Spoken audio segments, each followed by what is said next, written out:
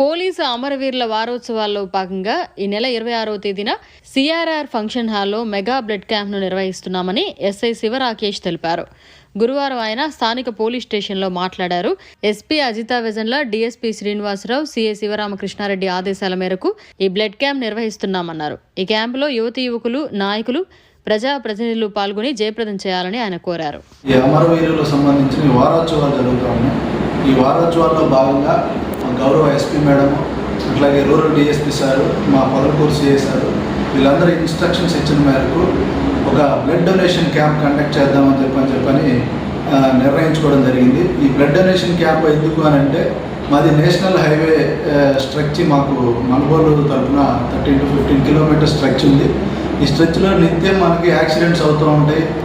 Blood loss అయిన వాళ్ళు ఉంటారు, చనిపోయిన వాళ్ళు ఉంటారు. సో బ్లడ్ యొక్క ప్రాముఖ్యత అనేది మేము నిత్యం చూస్తూ ఉంటాం. బ్లడ్ లేకుండా చనిపోయిన వాళ్ళ పరిస్థితులు, అలాంటి పరిస్థితులు ఎవరికి రాకూడదని చెప్పిన ఉద్దేశంతో అధికారులు ఇచ్చిన ఉత్తర్వుల మేరకు ఈ బ్లడ్ డొనేషన్ క్యాంప్ అనేది కండక్ట్ చేయాలని చెప్పి నిర్ణయించుకున్నాము. ఈ బ్లడ్ డొనేషన్ క్యాంప్ అనేది 26వ తారీఖు, ఈ అక్టోబర్ నెల 26వ తారీఖు ఆదివారం ఉదయం మాకు మనుబోలులో కళ్యాణ మండపం ఒకటి ఉంది. ఆ కళ్యాణ మండపంలో ఏర్పాటు చేస్తూ ఉన్నారు. పద్మనాభరెడ్డి గారికి సంబంధించిన కళ్యాణ మండపంలో ఉదయం 8 గంటల నుంచి ఈ బ్లడ్ డొనేషన్ క్యాంప్ స్టార్ట్ అవుతుంది.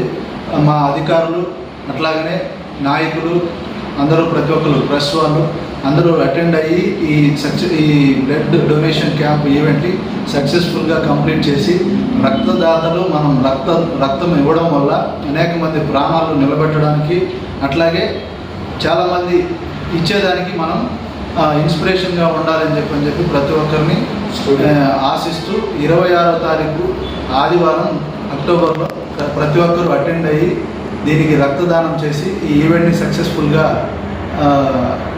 సక్సెస్ చేయాలని చెప్పి మనస్ఫూర్తిగా కోరుకుంటాం.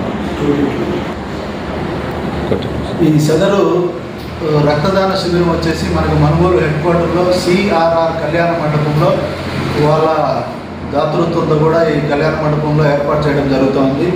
ఈ బ్లడ్ డొనేషన్ క్యాంప్ని ముఖ్యంగా యూత్ కానీ, స్టూడెంట్స్ కానీ, నాయకులు దగ్గరుండి దీన్ని సక్సెస్ చేయాలని చెప్పి కోరుకుంటాం. మరిన్ని అప్డేట్స్ కోసం మన HN9 టీవీ ఛానల్ని సబ్స్క్రైబ్ చేసుకోండి.